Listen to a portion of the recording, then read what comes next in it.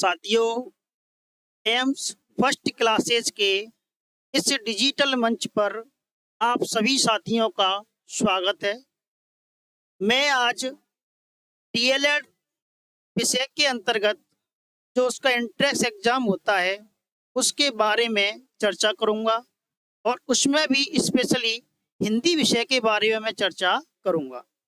हिंदी विषय के अंतर्गत कितने प्रश्न आते हैं, किस प्रश्न से कितने टॉपिक आते हैं, कितना उसका वेटेज है, इसके बारे में हम धीरे धीरे विस्तार से क्या करेंगे, चर्चा करेंगे और धीरे धीरे अपने टॉपिक को अंतिम रूप देने का क्या करेंगे, प्रयास करेंगे। तो सबसे पहले मैं डीएलएड विषय के बारे में आपको कुछ सामान्य जानकारी देना चाहूँगा कि जिससे हमें पता चलना चाहिए कि डीएलएड विषय के अंतर्गत जो हिंदी का क्राइटेरिया है, जो हिंदी विषय उसका वेटेज है वो कितना आता है, कितने उसके प्रश्न आते हैं, कितने उसके कुल भार अंक हैं, जिसके माध्यम से हमें पता चलना चाहिए कि इतना उसका वेटेज है।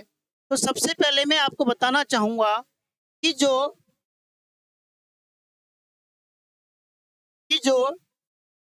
डीएलएड है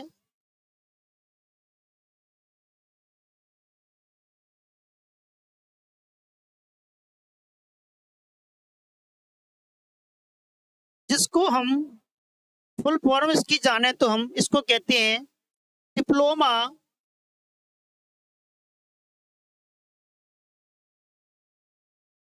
इन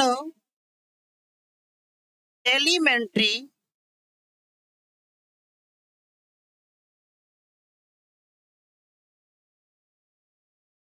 एजुकेशन।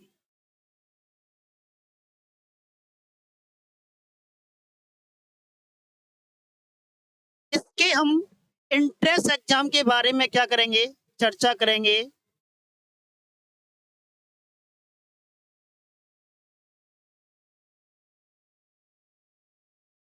जो डीएलएड है, डिप्लोमा इन एलिमेंट्री एजुकेशन, इसके हम एंट्रेंस जो एग्जाम होता है उसके बारे में चर्चा करेंगे। ध्यान रखें, डीएलएड जो एग्जाम है उस एंट्रेंस एग्जाम को 5 भागों में विभाजित किया गया है। कितने भागों में? 5 भागों में विभाजित किया गया है। कौन कौन से 5 भाग हैं इसके, हम उसकी चर्चा करते हैं। हम सबसे पहला जो भाग है उसको हम राजस्थान सामान्य ज्ञान के नाम से जानते हैं। दूसरा हमारा जो भाग है उसको हम रीजनिंग के नाम से जानते हैं। तीसरा हमारा जो भाग है उसको हम शिक्षण अभिरुचि के नाम से जानते हैं।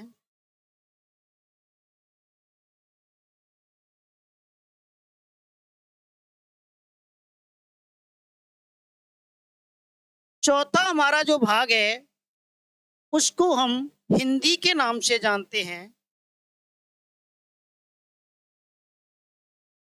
और पांचवा हमारा जो भाग है उसको हम अंग्रेजी के नाम से जानते हैं। तो साथियों, इस प्रकार से डीएलएड एंट्रेंस एग्जाम, जिसे हम डिप्लोमा इन एलिमेंट्री एजुकेशन के नाम से जानते हैं, उस का पाठ्यक्रम 5 भागों में विभाजित किया गया है। जैसा कि मैंने यहाँ पर लिखा हुआ है, पहला भाग हमारा राजस्थान सामान्य ज्ञान है, दूसरा भाग हमारा रीजनिंग है, तीसरा भाग हमारा शिक्षण अभिरुचि है, चौथा भाग हमारा हिंदी है, पांचवा भाग हमारा अंग्रेजी है। इसको 200 क्वेश्चंस के अंतर बांटा गया है, जिसमें से राजस्थान सामान्य ज्ञान के 50 क्वेश्चन आते हैं, रीजनिंग के 50 क्वेश्चन आते हैं, शिक्षण अभिरुचि के 50 क्वेश्चन आते हैं, हिंदी के 30 क्वेश्चन आते हैं और अंग्रेजी के 20 क्वेश्चन आते हैं। इस प्रकार से यहाँ पर अंकों का विभाजन, प्रश्नों का विभाजन किया गया है और कुल हमारा जो भारांक है वो 600 अंक का होता है। एक प्रश्न हमारा 3 नंबर का होता है। यहाँ पर्टिकुलर में आज आपके सामने हिंदी विषय की क्या करूँगा, चर्चा करूँगा। मेरा जो विषय है जिसका मुझे अध्यापन कराना है वो मेरा विषय हिंदी है। हिंदी विषय की मैं क्या करूँगा, चर्चा करूँगा। हिंदी विषय के बारे में जानेंगे कि हिंदी विषय के अंतर्गत कितने क्वेश्चन है और किस प्रकार से उनके अंकों का विभाजन किया गया है, किस प्रकार से कौन कौन से टॉपिक के अंतर्गत उस विषय वस्तु को बांटा गया है। तो मेरा यहाँ पर जो विषय हिंदी, उसकी प्रक्रिया को हम आगे बढ़ाते हैं और हिंदी विषय के बारे में जानते हैं।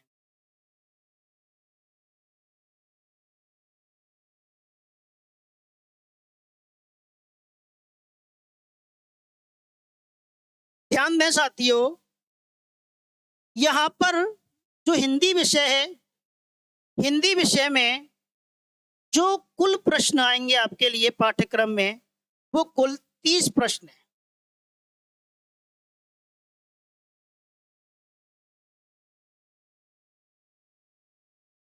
यानी कि जो मैंने अभी आपको बताया था कि 200 प्रश्नों के अंतर्गत डीएलएड के इस इंट्रेंस एग्जाम को विभाजित किया गया है। उसमें से पर्टिकुलर जो हिंदी विषय है हमारा, उस हिंदी विषय को 30 प्रश्नों के अंतर्गत विभाजित किया गया है। इसका कुल भारांक अगर हम देखें तो कुल भारांक हमारा जो कुल अंक हैं वो हमारा 90 अंक का आता है।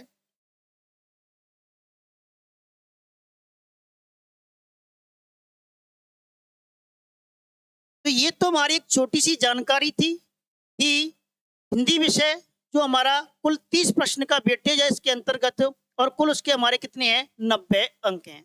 अब साथियों मैं इससे आपको जोड़ना चाहूंगा कि जो इन 30 प्रश्नों को और 90 अंक को जो विभाजित किया गया है, जो विभाजित किया गया है वो उसको कौन कौन से विषय वस्तु के जो टॉपिक हैं उनके अंतर्गत विभाजित किया गया है। तो हम ये जानेंगे कि कौन कौन से टॉपिकों के अंतर्गत हिंदी विषय को विभाजित किया गया है। तो आगे हम जानने का प्रयास करते हैं। अभी मैंने बताया आपको जो हमारी हिंदी है उसको कौन कौन सी विषय वस्तुओं में विभाजित किया गया है। तो मैं आपको बताता हूं।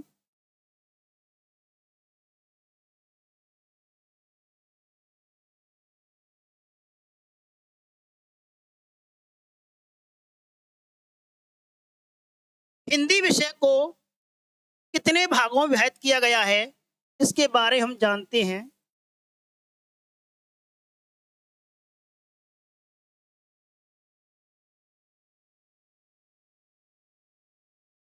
ध्यान दें साथियों, हमारा जो हिंदी विषय है, इस हिंदी विषय को कौन कौन से टॉपिक के अंतर्गत बांटा गया है। तो सबसे पहले हमारा सामान्य परिचय।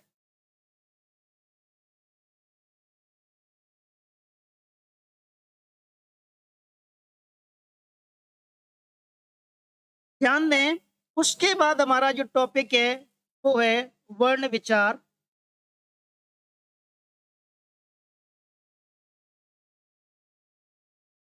उसके बाद हमारा जो टॉपिक है उसका नाम है संधि।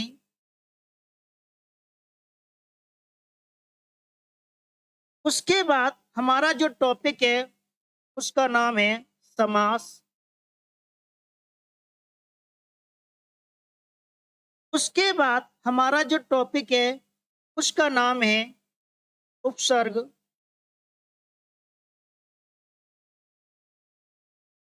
उसके बाद हमारा जो टॉपिक है उसका नाम है प्रत्यय।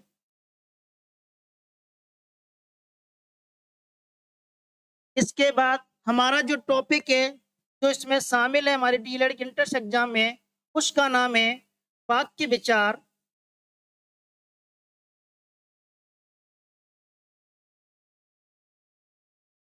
इसके बाद हमारा जो टॉपिक है उसका नाम है शब्द शुद्धि।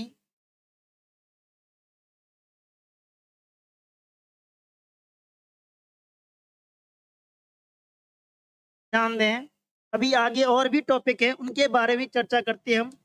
इसके बाद हमारा जो टॉपिक है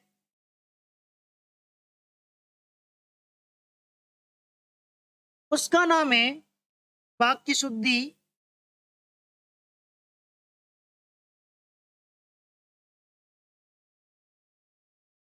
ध्यान दें, उसके बाद हमारा जो टॉपिक है उसका जो नाम है उसका नाम है आपका पर्यायवाची।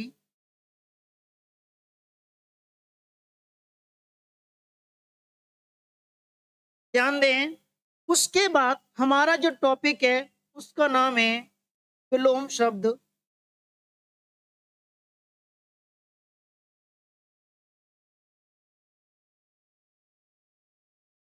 उसके बाद हमारा जो टॉपिक है उसका नाम है मुहावरे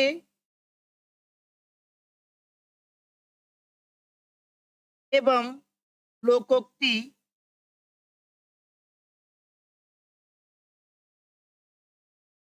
इसके बाद हमारा जो टॉपिक है उसका नाम है वाक्यांश के लिए एक शब्द।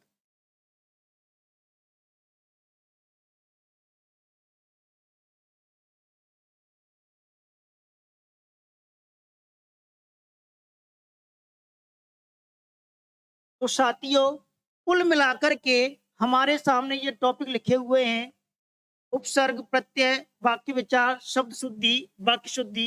ये टॉपिक हमारे हिंदी विषय के अंतर्गत आएंगे। इतने भागों में इसको विभाजित किया गया है। हालांकि लास्ट 2 ईयर से स्टूडेंट्स को पेपर नहीं मिला है, लेकिन फिर भी उससे पहले के जो पेपर थे मैंने उनका एनालिसिस किया तो मैंने ये पाया कि किस किस टॉपिक से कितने प्रश्नों का वेटेज बोर्ड एजेंसी के द्वारा जो पेपर कराते उसके द्वारा रखा गया है। तो मैंने एनालिसिस किया तो क्या पाया मैंने, ये हमारे सिलेबस में पहले नहीं था, ना वर्ण विचार था, ना सामान्य परिचय था, सीधा हमारा संधि था। उसके 3 क्वेश्चन थे।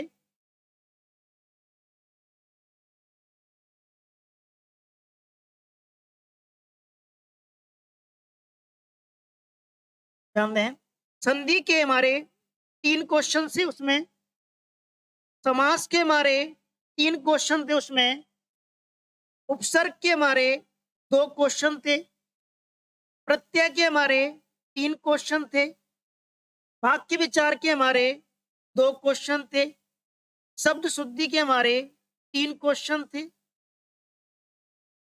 वाक्य शुद्धि के हमारे 2 क्वेश्चन थे, पर्यायवाची 2 क्वेश्चन, विलोम शब्द 2 क्वेश्चन, मुहावरे एवं लोकोक्ति 3 क्वेश्चन और वाक्यांश के लिए एक शब्द 3 क्वेश्चन।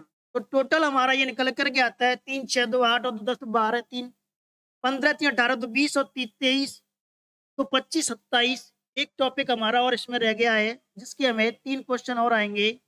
इसमें हमारा एक टॉपिक है जिसका नाम है शब्द युग।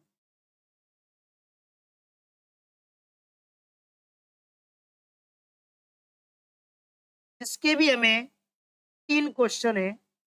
इस प्रकार से हमें इन 30 प्रश्नों के अंतर्गत इस हिंदी विषय के पाठ्यक्रम को विभाजित किया गया। जैसा कि मैंने आपको बताया, सामान्य परिचय, वर्ण विचार, ये भी हमारे लिए जरूरत के विषय है। संधि, समास, उपसर्ग, प्रत्यय, वाक्य विचार, शब्द शुद्धि, वाक्य शुद्धि, पर्यायवाची, विलोम शब्द, मुहावरे एवं लोकोक्ति, वाक्यांश के लिए एक शब्द और शब्द युग्म। इस प्रकार से इतने टॉपिक्स के अंतर्गत हिंदी विषय को डिवाइड किया गया है। प्रश्नों का मैंने एनालिसिस करके बता दिया आपको कि संधि के अंतर्गत जो पिछले एग्जाम हुआ उसमें 3 क्वेश्चन आए थे, समास से 3 आए थे, उपसर्ग से 2 आए थे, प्रत्यय से 3 क्वेश्चन आए हुए थे, वाक्य विचार से 2 क्वेश्चन आए हुए थे, शब्द शुद्धि से 3 क्वेश्चन आए हुए थे, वाक्य शुद्धि से 2 क्वेश्चन, पर्यायवाची 2, विलोम शब्द से 2 क्वेश्चन, मुहावरे एवं लोकोक्ति जो हमारा टॉपिक उससे 3 क्वेश्चन, वाक्यांश के लिए एक शब्द उससे 3 क्वेश्चन और शब्द युग्म से हमारे 3 क्वेश्चन। इस प्रकार से टोटल 30 क्वेश्चन आए हुए थे जिनका कुल वेटेज 90 अंक है। अब ध्यान दें, आप ये कहेंगे कि सामान्य परिचय, वर्ण विचार हमारे विषय में है ही नहीं है तो फिर हम इनको क्यों पढ़ा जाए हमारे द्वारा। तो इसका कारण भी जाने। इस प्रकार से हम जब मकान बनाते हैं तो ऊपर की कितनी भी मंजिलों को तान दिया जाए लेकिन सबसे ज्यादा जोर हम नींव पर देते हैं। तो ये जो 2 टॉपिक है हमारे सामान्य परिचय और वर्ण विचार, इसमें से बहुत से टॉपिक ऐसे हैं जो इनके लिए नींव का कार्य करेंगे। कि वर्ण विचार हमारे बहुत से टॉपिक्स को प्रभावित करने का काम करता है। संधि में हमें वर्ण विचार का ज्ञान नहीं होगा तो हम संधि का सही प्रकार से आकलन नहीं कर सकते। इसी प्रकार से उपसर्ग है, प्रत्यय है, शब्द शुद्धि है, ये कुछ टॉपिक्स ऐसे हैं शब्द युग में, ये कुछ टॉपिक्स ऐसे हैं, इनके लिए हमें वर्ण विचार का ज्ञान होना बहुत आवश्यक है। अब साथियों, मैं आपको इसके अंतर्गत ये बताने का प्रयास करता हूँ कि हमें इनके अंतर्गत क्या-क्या पढ़ना है, कुछ इसके बारे में भी जानने का हम क्या करते हैं, प्रयास करते हैं। जैसे हमारा टॉपिक है सामान्य परिचय। सामान्य परिचय में हम जाने कि हिंदी क्या एक भाषा है, तो भाषा किसे कहते हैं? भाषा का स्वरूप कैसा है? भाषा की रूप कैसी है? और भाषा को, हिंदी को हमारे यहाँ किस परिवार में रखा गया है? हिंदी भाषा का उद्भव और विकास कैसे हुआ था, इसके बारे में हम सामान्य परिचय में जानेंगे। और इसके अलावा जो हिंदी है, उसको संविधान में क्या स्थान दिया गया है या क्या महत्व दिया गया है, उसके बारे में, इन सभी विषय वस्तुओं के बारे में हम सामान्य परिचय के अंतर्गत जानने का प्रयास करेंगे।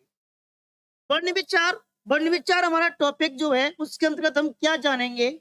तो वर्ण विचार में हम जो स्वर है हमारे 11 और जो 33 व्यंजन है, स्वर और व्यंजन के बारे में हम जानने का प्रयास करेंगे। और यहाँ पर स्वर और व्यंजनों के उच्चारण स्थान को जानने का क्या करेंगे, प्रयास करेंगे। कौन कौन से उच्चारण स्थान से उन स्वरों और व्यंजनों को बोला जाता है, तो इसके बारे में हम यहाँ पर जानेंगे। संधि हमारा जो टॉपिक है, संधि मुख्यतः 3 प्रकार की होती है। एक स्वर संधि होती है, एक व्यंजन संधि होती है, एक विसर्ग संधि होती है। तो उन तीनों के बारे में जानेंगे हम। इसके अलावा भी स्वर संधि को 5 भागों में विभाजित किया गया है। कौन-कौन से 5 भाग हैं, जिसके बारे हम जानेंगे। स्वर संधि के 5 भाग हैं। सबसे पहले दीर्घ संधि आता है, दीर्घ के बाद गुण संधि है, गुण के बाद वृद्धि संधि है, वृद्धि के बाद यण संधि है और यण के बाद अयादि संधि है। इस प्रकार से संधि को पहले मुख्यतः 3 भागों में बांटेंगे, उसके बाद स्वर संधि को भी 5 भागों में बांटने का कार्य करेंगे और फिर उनके फंडामेंटल को जानने का प्रयास करेंगे, किस प्रकार से उसका कॉन्सेप्ट कार्य करता है। इसी प्रकार व्यंजन में वर्णों का परिवर्तन किस प्रकार से होता है, जो व्यंजन है हमारा, उसमें वर्णों का जो परिवर्तन है वो किस प्रकार से होता है, कौन कौन से नियमों का उसमें पालन किया जाता है। तो इसी प्रकार से हम व्यंजन में और विसर्ग संधि में नियमों के पालन को जानने का क्या करेंगे, प्रयास करेंगे। उसके बाद हमारा जो टॉपिक है वो क्या है, समास है। समास प्रधानता के आधार पर समास मुख्यतः कितने प्रकार का होता है, 4 प्रकार का होता है। लेकिन आज के समय जो हिंदी है, उसमें तत्पुरुष जो समास था, उसमें से 2 समासों को अलग कर दिया गया है। इस प्रकार से हम हिंदी में आज के समय में कुल 6 समासें को जानने का प्रयास करेंगे, जिनका विस्तार से मैं आपको बताता हूँ। कि सबसे पहला अव्ययीभाव समास के बारे में जानेंगे, फिर तत्पुरुष समास के बारे में हम जानेंगे, फिर उसके बाद हम कर्मधारय समास के बारे में जानेंगे, फिर उसके बाद हम द्विगु समास के बारे में जानेंगे, फिर उसके बाद हम द्वंद्व समास के बारे में जानेंगे और एट लास्ट हम बहुब्रीहि समास के बारे में जानेंगे। इस प्रकार से हमारा जो समास है उसको 6 भागों में विभाजित किया गया है और उन 6 समासों के बारे में हम जानने का प्रयास करेंगे। उसके बाद उपसर्ग जो हमारा टॉपिक है, उपसर्ग में हम संस्कृत के दिए गए जो 22 उपसर्ग हैं उसके बारे में जानेंगे। उसके बाद हम कुछ हिंदी के उपसर्गों के बारे में चर्चा करेंगे और कुछ विदेशी उपसर्ग भी दे रखे हैं, उनके बारे में हम चर्चा करने का कार्य करेंगे। तो यहाँ पर हिंदी के उपसर्ग, संस्कृत के उपसर्ग और विदेशी उपसर्ग। इसके अलावा प्रत्यय है। प्रत्यय को 2 भागों में विभाजित किया गया है, एक कृत प्रत्यय, एक तद्धित प्रत्यय। तो दोनों के बारे हम चर्चा करने का क्या करेंगे, कार्य करेंगे। कृत प्रत्यय को भी डिवाइड किया गया है कि कृत प्रत्यय को कितने भागों में बांटा गया है। उसके अलावा जो तद्धित प्रत्यय उनको कितने भागों में विभाजित किया गया है, तो उनके बारे हम जानने का प्रयास यहाँ पर करेंगे। वाक्य विचार में जो सामान्यतः 2 प्रकार के जो आधार है उनके बारे हम चर्चा करेंगे। यहाँ पर एक हम रचना के आधार पर जो वाक्य है, और सामान्यतः इसी में से आपका क्वेश्चन आता है। मैंने 3-4 साल के जो आपके पेपर देखे थे, उन पेपरों में रचना के आधार पर जो 3 प्रकार के वाक्य है, एक साधारण वाक्य, एक संयुक्त वाक्य और एक मिश्र वाक्य, इन तीनों से ही आपके प्रश्नों को रखा गया है हर बार। तो हम उनके बारे में जानने का क्या करेंगे, प्रयास करेंगे। इसके अलावा शब्द शुद्धि है, वाक्य शुद्धि है, पर्यायवाची है, विलोम शब्द है, मुहावरे एवं लोकोक्ति है, वाक्यांश के लिए एक शब्द है और शब्दयुग है। ये हमारे कुछ जो शब्दावली से संबंधित टॉपिक हैं, इनके बारे हम बारी बारी से क्या करेंगे, चर्चा करेंगे। लेकिन मुख्य रूप से जो जिनका कॉन्सेप्ट हमें तैयार करना और समझना है, वो हमारे जो ऊपर के जो 5 टॉपिक हैं, वर्ण विचार, संधि, समास, उपसर्ग, प्रत्यय, वाक्य विचार, ये हमारे कॉन्सेप्ट बेस्ड टॉपिक है, जिनके लिए हमें कुछ नियमों को जानना क्या है, आवश्यक आज मैं हिंदी विषय के बारे में आपको जो हमारा पहला ही टॉपिक है, जैसे मैंने आपको बताया था हमारा पहला टॉपिक कौन सा है, सामान्य परिचय है। तो सामान्य परिचय से हम हिंदी की क्या करते हैं, शुरुआत करते हैं। धीरे धीरे इस कॉन्सेप्ट वाइज हम एक एक करके अपने टॉपिकों को उठाते चलेंगे और धीरे धीरे उनके बारे में जानकारी प्राप्त करते चलेंगे कि किस प्रकार से किस टॉपिक के अंदर क्या जो मैटर दिया गया है, क्या पढ़ना है हमें, किस प्रकार से उसको हमें क्वेश्चन पूछे जाते हैं, किस प्रकार से हमें उसको फॉलो करना है। इस प्रकार से हम धीरे धीरे उन टॉपिकों को उठाते चलेंगे। आज का मेरा जो टॉपिक है वो कौन सा टॉपिक है, सामान्य परिचय, जिसको हम हिंदी के बारे में जानेंगे कि सामान्य परिचय हिंदी में क्या दे रखा है। ठीक है साथियों, आज हमारा जो नेक्स्ट टॉपिक है वो हमारा कौन सा टॉपिक है, पहला हमारा हिंदी का जो सामान्य परिचय है उसके बारे में जानेंगे, जिससे आज हमारे टॉपिक की क्या होगी, शुरुआत होगी। तो हमारा पहला ही टॉपिक है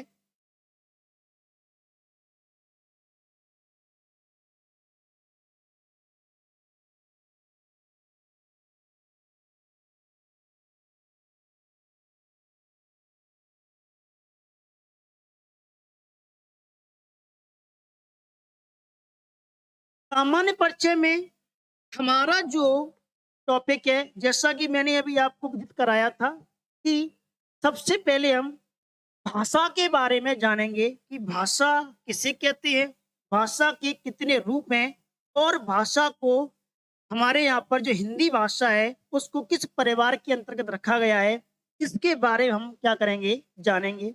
तो सबसे पहले मैं सामान्य परिचय में आपको जो पढ़ाने वाला हूँ वो मेरा मूल टॉपिक है भाषा।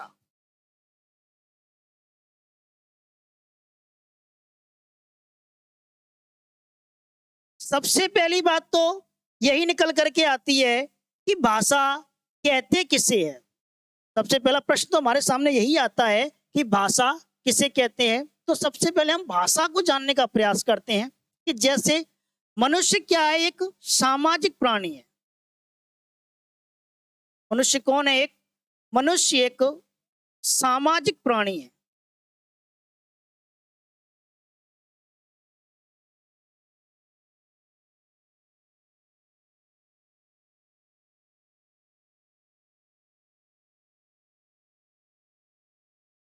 हम समाज में रहते हैं तो हम कौन, एक सामाजिक प्राणी है। तो मनुष्य क्या है, एक सामाजिक प्राणी है। अब ये बताओ मुझे, समाज में रहेगा तो अपने विचारों का क्या करेगा, आदान प्रदान भी करेगा। तो मनुष्य क्या रहता है, समाज में रहकर, समाज में रहकर मनुष्य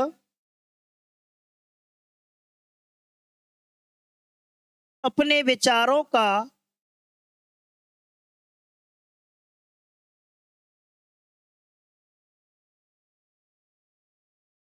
आदान प्रदान करता है।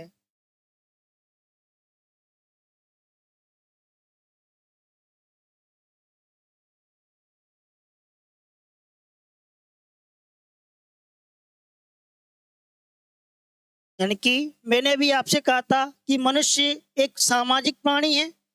समाज में रहता है मनुष्य, तो समाज में रहता है तो आपस में वार्तालाप करता है। परिवार हो, परिवार भी समाज का ही एक भाग है। तो समाज में रहकर मनुष्य अपने विचारों को क्या करता है, आदान प्रदान करता है।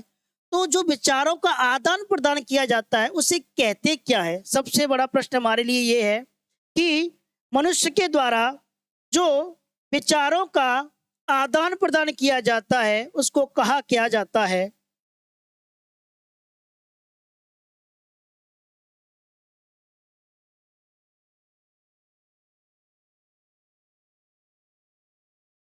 समाज में रहकर मनुष्य अपने विचारों को क्या करता है, आदान प्रदान करता है।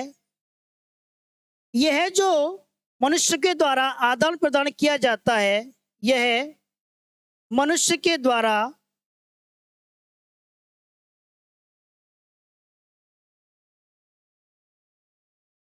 जो विचारों का आदान प्रदान किया जाता है, जो विचारों का आदान प्रदान किया जाता है,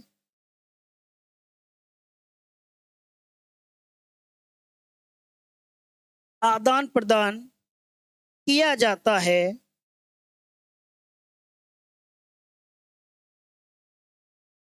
उसे संप्रेषण कहा जाता है। उसे क्या कहा जाता है? उसे संप्रेषण कहा जाता है।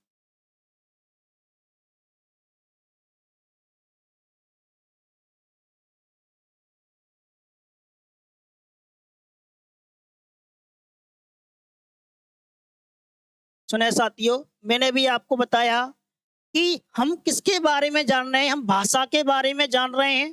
भाषा कहते किसे हैं? तो मैंने शुरुआत की यहाँ से कि मनुष्य कौन है? एक सामाजिक प्राणी है, समाज में रहता है मनुष्य।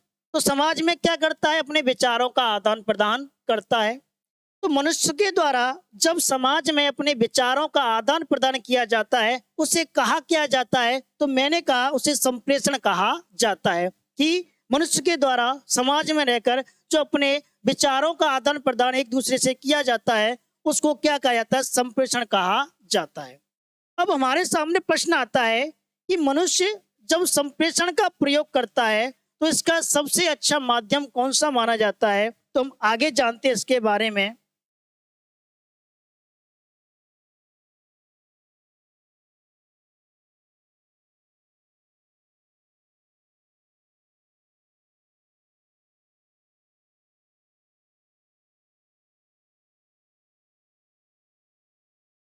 सुना ध्यान से, यह मनुष्य के द्वारा जो विचारों का आदान प्रदान किया जाता है, उसे संप्रेषण कहा जाता है।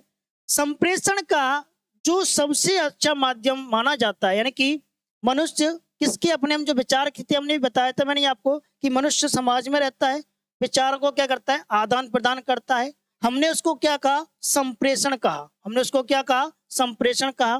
तो मनुष्य के द्वारा जो संप्रेषण किया जाता है, यानी अपने विचारों का आदान प्रदान किया जाता है, इसके लिए वो किस माध्यम का प्रयोग करता है? तो हमारा नेक्स्ट प्रश्न ये बनता है कि मनुष्य संप्रेषण के लिए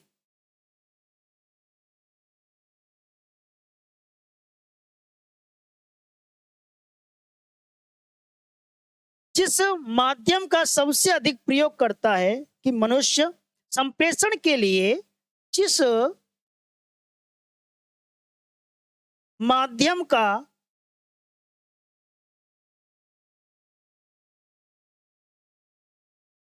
सबसे अधिक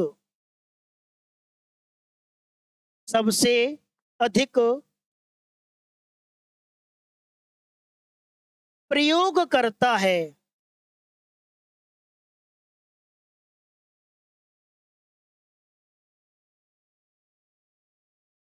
वह है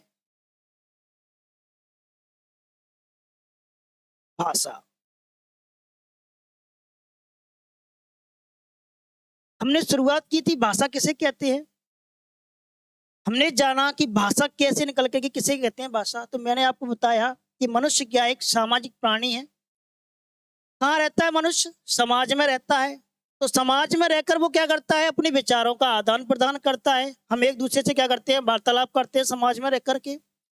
और मनुष्य के द्वारा जो विचारों का आदान प्रदान किया जाता है, हमने उसको नाम दिया संप्रेषण।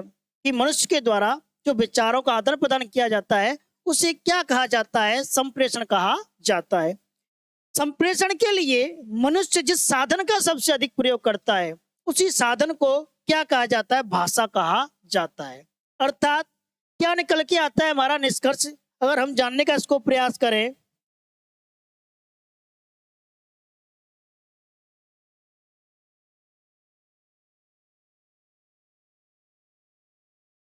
अर्थात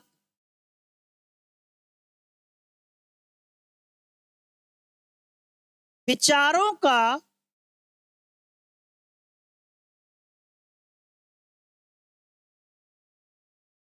आदान प्रदान करना ही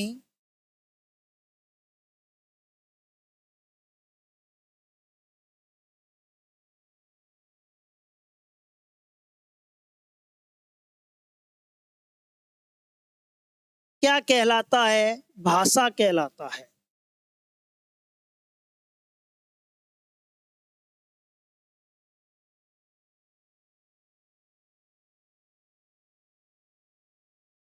तो साथियों, हमने पहले भाषा के बारे में जाना कि भाषा है क्या। मैंने आपको बताया कि मनुष्य एक सामाजिक प्राणी है, समाज में रहता है तो अपने विचारों को क्या करता है, आदान प्रदान करता है।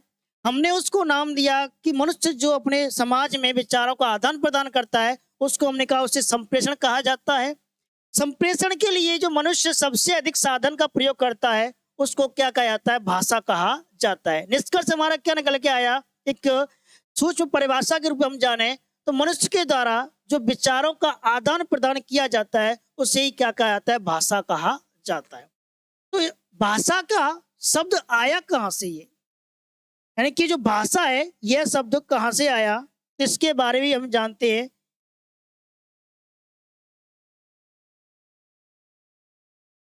ध्यान दें यहाँ पर, भाषा शब्द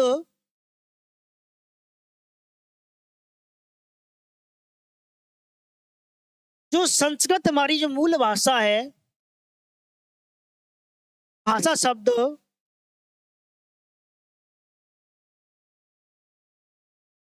संस्कृत की धातु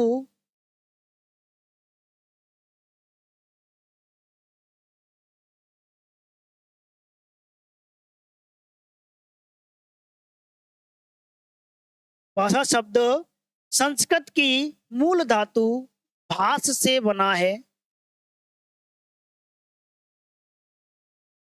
भाष से बना है, जिसका शाब्दिक अर्थ है, जिसका शाब्दिक अर्थ है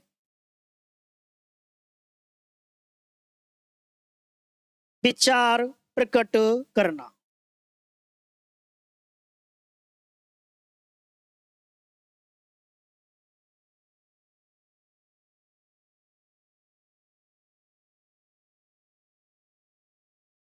ध्यान दें, हमने अब तक जितना भी पढ़ा उसमें सबसे महत्वपूर्ण जो प्रश्न बनता है जहां से, वो यही प्रश्न बनता है।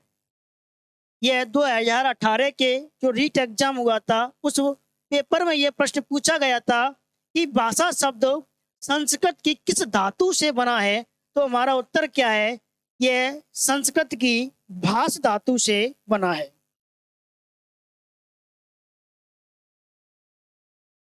किससे बना है, संस्कृत की धातु कौन सी है, भाष, इससे बना है, जिसका शाब्दिक अर्थ क्या है, विचार प्रकट करना। तो हमने ये अब तक ये डेफिनेशन केवल किसके बारे में जानी, भाषा के बारे में जानी। एक बार मैं पुनः दोहरा देता हूं कि भाषा हमने किसको कहा था। मैंने आपको यह बताया था कि भाषा, मनुष्य एक क्या है, सामाजिक प्राणी है। सामाजिक प्राणी है तो वो कहाँ रहता है, समाज में रहता है। तो समाज में करता क्या है, समाज में अपने विचारों का क्या करता है, आदान प्रदान करता है। हमने कहा कि मनुष्य के द्वारा उस विचारों का आदान प्रदान किया जाता है, उसको हमने संप्रेषण कहा। तो मनुष्य के द्वारा अपने जो विचारों का आदान प्रदान किया जाता है, उसको हमने क्या, संप्रेषण कहा। संप्रेषण के लिए मनुष्य जिस साधन का या जिस माध्यम का सबसे अधिक क्या करता है, प्रयोग करता है, उसको ही हमने क्या कहा, भाषा कहा। संक्षिप्त में हमने ये कहा कि मनुष्य के द्वारा अपने विचारों का जो आदान प्रदान किया जाता है, उसे हम क्या कहते हैं, भाषा कहते हैं। भाषा शब्द आया कहाँ से, तो हमने ये कहा था कि भाषा शब्द संस्कृत की जो हमारी मूल भाषा है संस्कृत, उस संस्कृत की धातु एक भाष जिससे बना हुआ है, जिसका शाब्दिक अर्थ क्या है, विचार प्रकट करना। तो हमने ये भाषा के बारे में जाना। नेक्स्ट हमारा जो टॉपिक है, भाषा के रूप कितने हैं। सबसे पहले हमने भाषा के बारे में जाना, तो हमें ये जाना है कि भाषा के रूप कितने हैं। तो इसके बारे में हम जानते हैं कि भाषा के कितने रूप हैं।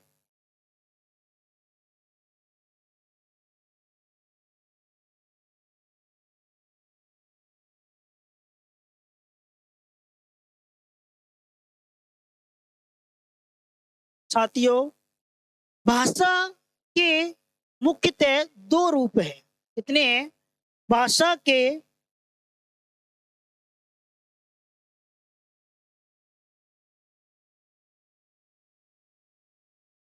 मुख्यतः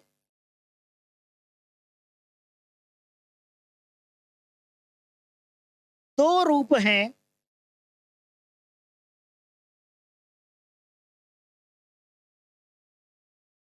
कौन कौन से हैं इनको भी जानते हैं। तो भाषा के कौन कौन से रूप हैं? भाषा के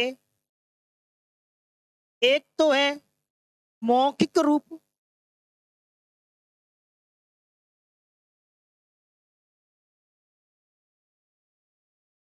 एक तो है मौखिक रूप,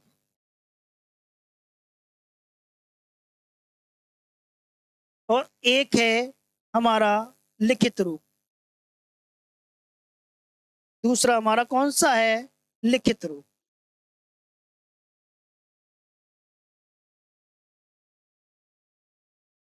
ध्यान दें, मौखिक जो रूप है हमारो, इस मौखिक रूप को हम क्या करते हैं? बोल करके तो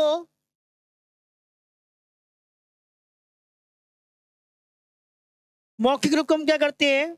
बोल करके अभिव्यक्त करते हैं। कैसे?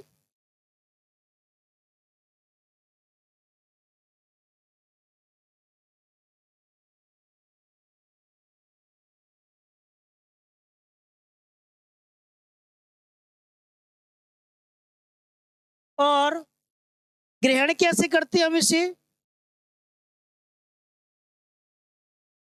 सुन करके हम इसको ग्रहण करते हैं। ध्यान दें, मैंने भी आपसे कहा कि भाषा के कितने रूप है? भाषा के मुख्यतः दो रूप है हमारे, इसमें एक है मौखिक, एक है लिखित। ध्यान दें, मौखिक रूप को हम किस प्रकार से व्यक्त करते हैं? तो हम अपने मौखिक मुखवाणी से बोल करके इसको क्या करते हैं? अभिव्यक्त करते हैं। और सुन करके ग्रहण कैसे करते हैं? हम इसको सुन करके इसको क्या करते हैं? ग्रहण करते हैं। दूसरा है हमारा लिखित रूप। लिखित रूप के बारे में भी हम जानते हैं।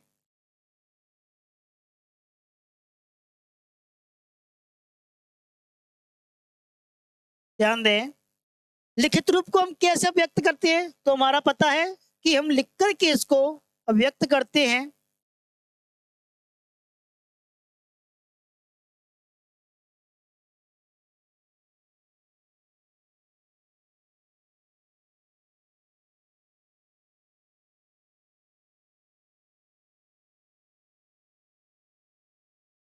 और ग्रहण कैसे करते हैं हमसे?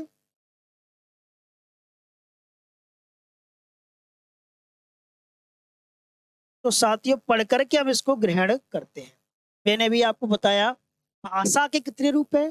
भाषा के मुख्यतः दो रूप हैं, एक मौखिक रूप, एक है क्या है? लिखित रूप। मौखिक रूप को हम कैसे व्यक्त करते हैं? बोल करके। और ग्रहण कैसे करते हैं? हम सुन करके उसको क्या करते हैं? ग्रहण करते हैं।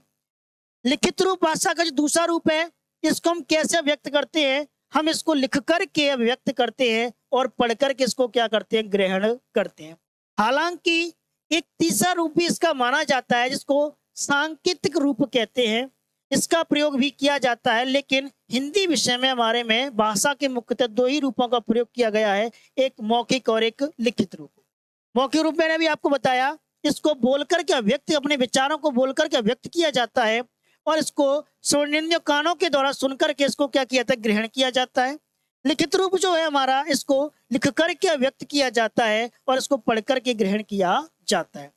भाषा का जो मौखिक रूप है, यह सरल माध्यम माना जाता है, और जो लिखित रूप है इसको सरल भी माना जाता है, जटिल भी माना जाता है। दोनों ही रूपों में इसको मिश्रित माना जाता है, जबकि मौखिक रूप को कैसा माना जाता है? सरल माध्यम माना जाता है।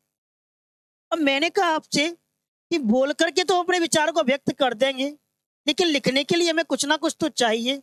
हम जो लिख रहे हैं उसके लिए किसी ना किसी चिन्ह का हम प्रयोग कर रहे हैं। तो इन चिन्हों का जो प्रयोग करें, इसको क्या कहा जाता है? तो इसके बारे में हम जानेंगे कि लिखने के लिए हम जिन चिन्हों का प्रयोग करते हैं, उन चिन्हों को कहते क्या है, किसके माध्यम से उसका प्रयोग किया जाता है। तो यहाँ तक आपको समझ में आ गया कि भाषा के दो रूप है, कौन कौन से है? एक तो मौखिक, एक लिखित रूप। मौखिक रूप है उसको हम अभिव्यक्त कैसे करते हैं? बोल करके अभिव्यक्त करते हैं और सुन करके ग्रहण करते हैं। लिखित रूप है उसको हम कैसे लिख करके अभिव्यक्त करते हैं और कैसे पढ़ करके हम क्या करते हैं? ग्रहण करते हैं। अब हम ये जानते हैं कि मौखिक रूप को जब हम लिखित रूप में परिवर्तित करते हैं तो इसके लिए हमें कुछ चिन्हों का प्रयोग करना पड़ता है। उन चिन्हों को क्या कहा जाता है, हम ये जानने का प्रयास करते हैं। जैसे भी मैंने आपको बताया था कि जो लिखित रूप है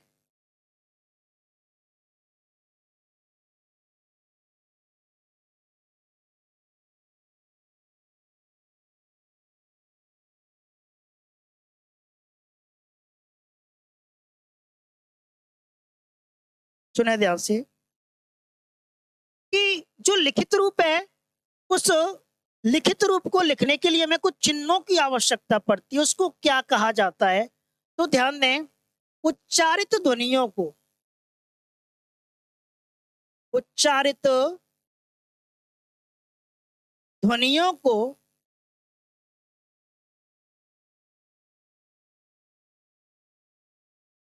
लिखित रूप देने के लिए लिखित रूप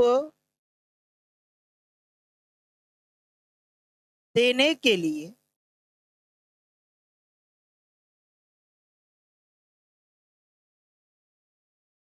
जिन वर्तनी चिन्हों का प्रयोग किया जाता है, जिन वर्तनी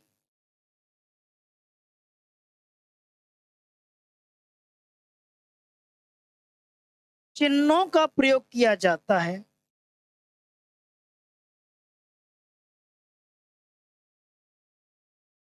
प्रयोग किया जाता है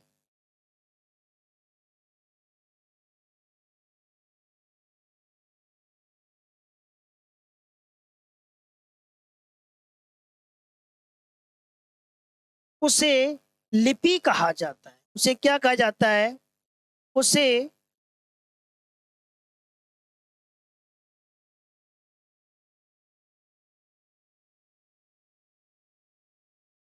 उसे लिपि कहा जाता है।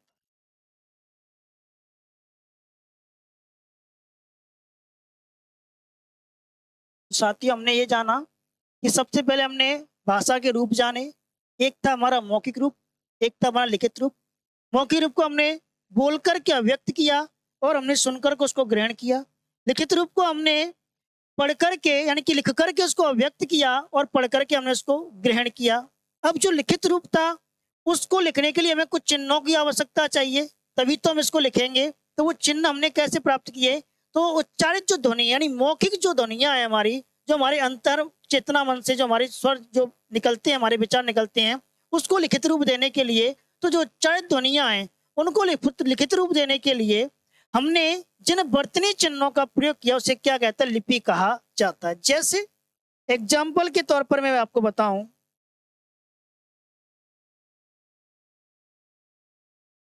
हमारी जो भाषा है हिंदी, उस हिंदी भाषा के लिए और संस्कृत भाषा के लिए हम जिस लिपि का प्रयोग करते हैं उस लिपि को देवनागरी लिपि कहा जाता है।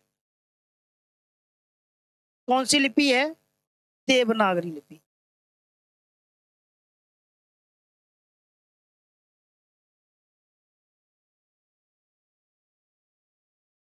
इसके अलावा और कौन कौन सी लिपियां हैं? जैसे हम रोमन लिपि की चर्चा करते हैं यहाँ पर,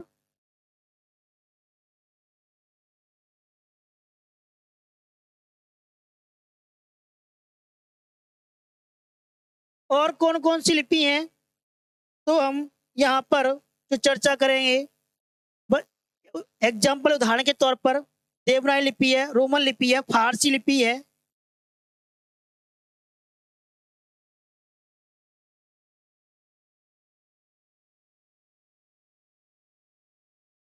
एक हमारी गुरुमुखी लिपि है। कौन सी लिपि है? गुरुमुखी।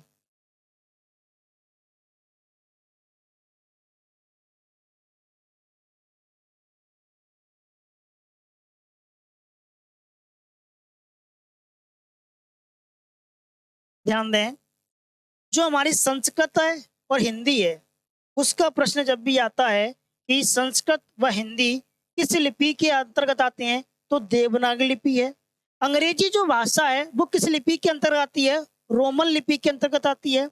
उर्दू हमारी जो भाषा है वो किसके अंतर्गत आती है? फारसी लिपि के अंतर्गत आती है।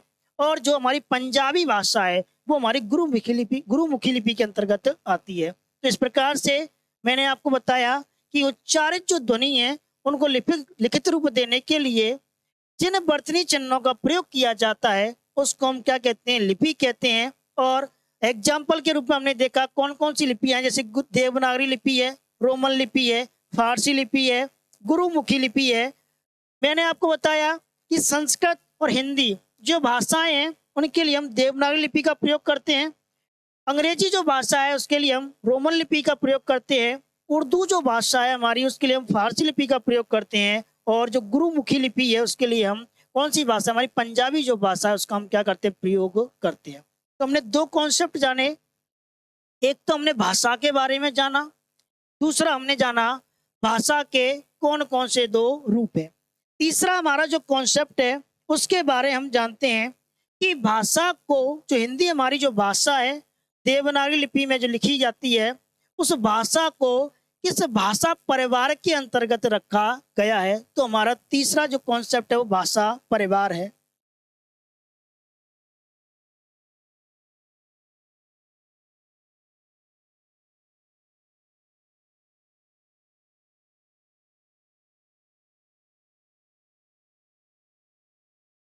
ध्यान दें, अगर बात की जाए जो हिंदी भाषा है उसको किस परिवार के अंतर्गत भारत में रखा जाए, वैसे हालांकि विश्व के संदर्भ में देखा जाए तो लगभग लगभग 3000 से अधिक भाषाएं हैं जिनको 12 भाषा परिवारों में बांटा गया है। तो हमारे भारत के अंतर्गत कौन कौन से भाषा परिवार हैं जिनको हमारी भारतीय जो भाषाएं हैं उनको विभाजित, उनके अंदर बांट रखा गया है? तो दो भाषा परिवारों को, दो भाषा परिवार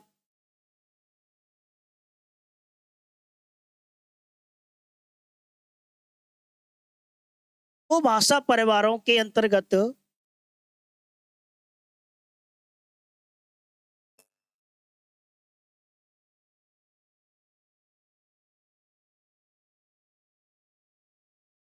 दो भाषा परिवारों के अंतर्गत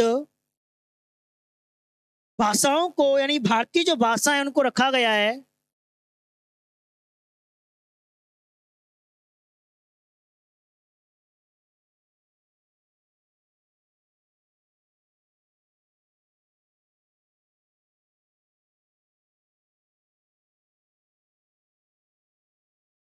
कौन कौन से भाषा परिवार हैं साथियों?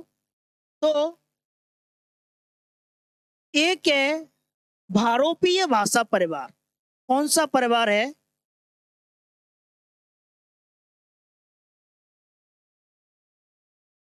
भारोपीय भाषा परिवार।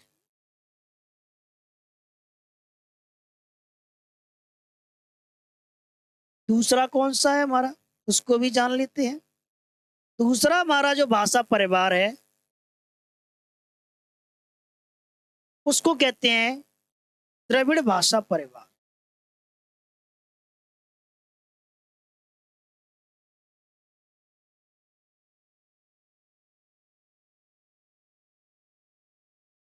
कौन कौन सी भाषाओं को इनको रखा गया है इनके अंदर, उनको भी जान लेते हैं।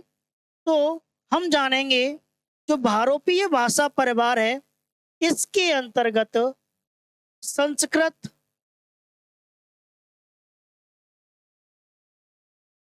एवं हिंदी, इन दोनों भाषाओं को भारोपीय भाषा परिवार के अंतर्गत रखा गया है। और जो हमारी दक्षिण भारत की मुख्यतः भाषाएं हैं, कौन कौन सी हैं हमारी दक्षिण भारत की? तमिल है,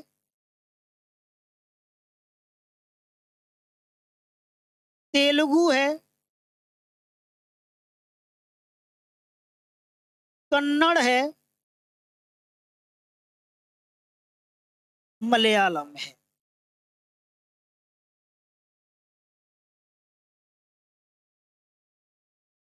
यानी कि दक्षिण भारत में जिन भाषाओं का प्रयोग किया जाता है उनको द्रविड़ भाषा परिवार के अंतर्गत रखा गया है। और उत्तर भारत में जहाँ सामान्यतः संस्कृत व हिंदी का प्रयोग किया जाता है, उन भाषाओं को भारतीय भाषा परिवार के अंतर्गत रखा गया है। केवल हमारे लिए जो प्रश्न आता है वो केवल इतना ही आता है यहाँ से कि जो हिंदी भाषा है उसको किस परिवार के अंतर्गत रखा गया है। तो हमें केवल इतना ध्यान रखना है यहाँ पर, हिंदी भाषा को भारतीय भाषा परिवार के अंतर्गत रखा गया है। तो साथियों, हमने आज 3 टॉपिक के बारे में चर्चा की। सबसे पहले हमने ये जाना कि भाषा सबसे पहले हमने ये जाना कि भाषा कहते किसे हैं। हमने ये जाना कि मनुष्य क्या है, एक सामाजिक प्राणी है। समाज में रहता है तो मनुष्य अपने विचारों को क्या करता है, आदान प्रदान करता है।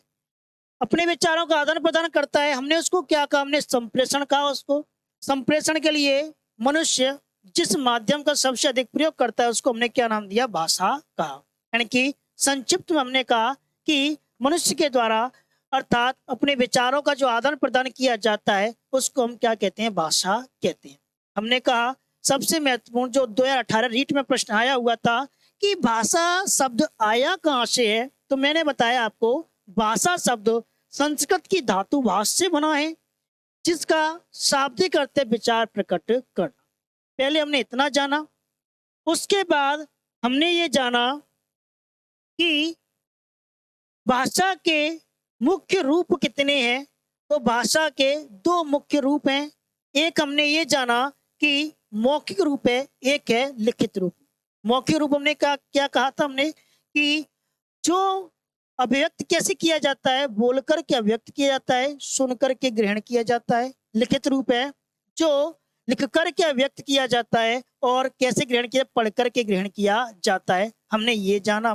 फिर हमने क्या जाना कि हमारा जो लिखित रूप है, अब लिखने के लिए हमें कुछ चिन्ह चाहिए, तो चिन्ह कैसे आएंगे हमारे पास। तो मैंने आपको ये बताया था कि उच्चारित जो ध्वनि है उनको लिखित रूप देने के लिए हमारे द्वारा जिन वर्तनी चिन्हों का प्रयोग किया जाता है उन वर्तनी चिन्हों को हमने क्या कहा था, लिपि कहा था। जैसे मैंने आपको बताया कि एग्जाम्पल के तौर पर जैसे देवनागरी लिपि है, रोमन लिपि है, फारसी लिपि है और गुरुमुखी लिपि है। मैंने आपको ये भी क्लियर किया यहाँ पर कि हमारी जो देवनागरी लिपि है उस देवनागरी लिपि को अंतर्गत हम संस्कृत और हिंदी भाषा है जो हमारी देवनागरी लिपि के अंतर्गत आती है। जो अंग्रेजी भाषा है वो रोमन लिपि के अंतर्गत आती है। जो उर्दू भाषा है वो फारसी लिपि के अंतर्गत आती है और जो पंजाबी भाषा है वो गुरुमुखी लिपि के अंतर्गत आती है। उसके बाद हमने ये जाना कि जो भाषा है उनको कितने परिवारों में विभक्त किया गया है। मैंने आपको बताया था कि भाषा जो हमारे भारत में प्रचलन में है उन भाषाओं को 2 परिवारों में विभक्त किया गया है। उत्तर भारत में जो भाषाएं उनको भारतीय भाषा परिवार का हिस्सा माना गया है। दक्षिण भारत में जो भाषाएं हैं उनको द्रविड़ भाषा परिवार का हिस्सा माना जाता है। जैसे संस्कृत एवं हिंदी, ये दोनों जो भाषाएं उनको भारतीय भाषा परिवार, और जो द्रविड़ भाषा परिवार है उसमें तमिल है, तेलुगु है, कन्नड़ है, मलयालम है, इन भाषाओं को रखा जाता है। तो साथियों, हमने एक कॉन्सेप्ट के बारे में केवल इतना जाना कि भाषा कहते किसे है, भाषा का रूप कितने रूपों में उसको बांटा गया है और भाषा को कितने परिवारों के अंतर्गत रखा है। जिसमें से हमने सामर्थ्य है ना कि हिंदी की हम विशेषकर हम चर्चा कर रहे हैं, तो अगर हमारे सामने प्रश्न आता है कि हिंदी किस भाषा परिवार का सदस्य है, तो हिंदी भारतीय भाषा परिवार का क्या है, सदस्य किसके अंतर्गत रखा गया है, उसको भाषा परिवार, हिंदी भाषा परिवार के को भारतीय भाषा परिवार के अंतर्गत उसको रखा गया है। तो साथियों, आज धीरे धीरे हम इसको आगे बढ़ाएंगे। इतना हम आज हमने जो कॉन्सेप्ट जाना है धीरे धीरे से हम इसको पढ़ते आगे चलेंगे। एकदम से हम आगे नहीं बढ़ेंगे, जिससे हमको कॉन्सेप्ट समझ में भी आना चाहिए। तो धीरे धीरे हम उसको कंटिन्यू करेंगे। आज के लिए मैं आपको इतना ही पढ़ाता हूँ कि मेरा जो आज मैंने आपको बताया इसका मैं कि भाषा के बारे में हमने इसका अध्ययन किया। आगे हमारा जो टॉपिक है उसके बारे में हम कल क्या करेंगे, चर्चा करेंगे। साथियों, कल हम पुनः जहाँ से हमने समाप्त किया है वहाँ से आगे की हम जो हमारा टॉपिक है उसके बारे, हिंदी भाषा का विकास, उसके बारे हम क्या करेंगे, चर्चा करेंगे। धीरे धीरे हम अपने जो हमारा गंतव्य यानी कि जो हमारा स्थान है, धीरे धीरे हम उस कोर्स की तरफ आगे बढ़ते जाएंगे और धीरे धीरे हम अपने टॉपिकों को समझते हुए चलते जाएंगे। साथियों, एक सूचना और देनी है हमें आपको कि हमारा जो बीएसटीसी का बैच है, वो बैच 11 अप्रैल से 10 बजे से 2 बजे तक के लिए रहेगा, जिसके रजिस्ट्रेशन हमारे यहाँ पर क्या है, ओपन है। 1 अप्रैल से लगातार रजिस्ट्रेशन हमारे यहाँ पर चल रहे हैं और 10 अप्रैल तक सीमित सीटों का फायदा उठाने का पूरा क्या करें, प्रयास करें, जिसको ज़्यादा से ज़्यादा जो इस डिजिटल जो मंच यहाँ पर मनिया में आपको दिया जा रहा है, ऐप के माध्यम से आपको जो सुविधा दी जा रही है, जो कहीं पर भी ये सुविधा नहीं है, उसका फायदा ज़्यादा से ज़्यादा लाभ लेने का क्या करें, प्रयास करें और जल्दी से जल्दी अपने रजिस्ट्रेशन कराएं, जिससे आपको हमें भी पता चले कि कितने बच्चे हमारे पास हो चुके हैं और जिससे आपको भी उसका क्या मिले, लाभ मिल सके। तो धन्यवाद साथियों, आज के लिए शुभ रात्रि, गुड नाइट। कल हम फिर मिलेंगे इसी समय, फिर अपने अपने टॉपिक की क्या करेंगे, चर्चा करेंगे। धन्यवाद।